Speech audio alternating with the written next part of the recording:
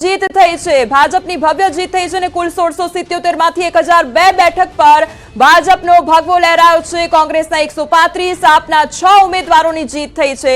બીજી તરફ 7 બીએસપી અને અપક્ષના 84 ઉમેદવારની જીત થઈ છે। સ્વરાજના સંગ્રામમાં આ વખતે પરિણામો ખૂબ જ રસપ્રદ જોવા મળી રહ્યા છે। ભુવનભાઈ, આપને સવાલ કરવા માંગીશ કે અહીંયા આ વખતના પરિણામો ખૂબ જ રસપ્રદ જોવા મળી રહ્યા છે, પરંતુ કોંગ્રેસના સુપડા ક્યાંક સાફ થતા નજરે પડી રહ્યા છે। પરિણામોથી કેટલા સંતુષ્ટ? બેન, મેં આવતા સાથે જ વાત કરી હતી, ફરીથી કરું છું। લોકશાહીનું મહાપર્વ એટલે કે ચૂંટણી, અને એની અંદર જનતા જનાર્દન જે કોઈ આદેશ આપે એ સહર્ષ રીતે અમારે સ્વીકારવાનો જ હોય। અને ફરીથી આપના માધ્યમથી તમામ ગુજરાતના મતદાતાઓનો આભાર વ્યક્ત કરું છું કે જે કોઈ જગ્યાએ અમને મત આપી અને અમારા ઉમેદવારોને જીતાડ્યા છે, ખૂબ ખૂબ આભાર।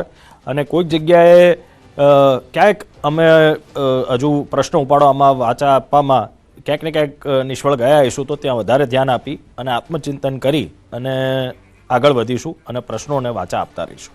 પણ અહીંયા સવાલ એ થાય છે કે ક્યાં સુધી આત્મચિંતન ચાલતું રહેશે? કારણ કે ઘણા વર્ષો વીતી ગયા, ઘણા વર્ષોમાં કેટલી એવી ચૂંટણીઓ આવી। શું કોંગ્રેસ જ્યારે જ્યારે ચૂંટણી આવતી હોય છે અને પરિણામ આવે તે પછી આત્મચિંતન કરતું જ રહી જાય છે? આટલા વર્ષોમાં કોંગ્રેસે શું કર્યું કે હવે ફરી એકવાર કોંગ્રેસને આત્મચિંતન કરવું પડશે? બેન, આપના માધ્યમથી ફરીથી એક વખત યાદ કરાવીશ, 2015ની ચૂંટણી હોય કે એના પછી નાની મોટી અમુક ચૂંટણી 18ના સાલમાં પણ થઈ હતી।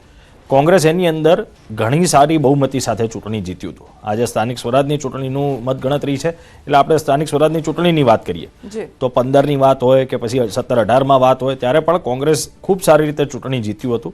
હા, 21ની ચૂંટણી હોય કે પછી આજની વાત હોય, એની અંદર ક્યાંક ને ક્યાંક જે જોઈએ એ પ્રમાણેનું પરિણામ નથી આવ્યું, એ હું સ્વીકારું છું।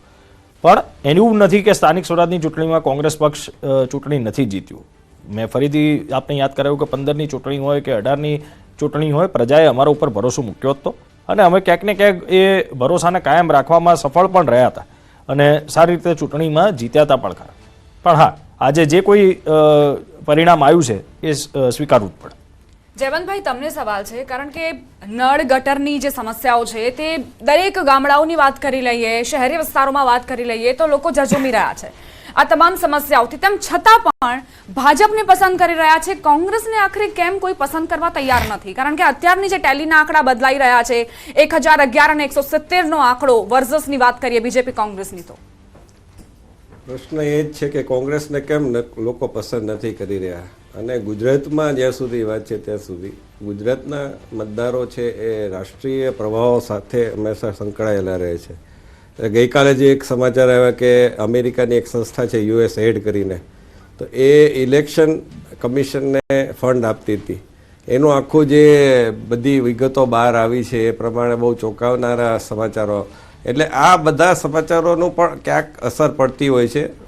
એકદમ એનાથી કંઈ પરિણામો બદલાઈ ન જાય, અને ગઈકાલે ચૂંટણી પણ નહોતી, પણ આ પ્રકારના ઘણા બધા એવા બનાવો બને છે જેમાં કોંગ્રેસ છે હિન્દુ મતદારો સાથે, એટલે હિન્દુ ભાવના સાથે નથી હોતી। મલ્લિકાર્જુન ખડગે કહે છે કે ડૂબકી મારવાથી પાપ ધોવાઈ નથી જતા।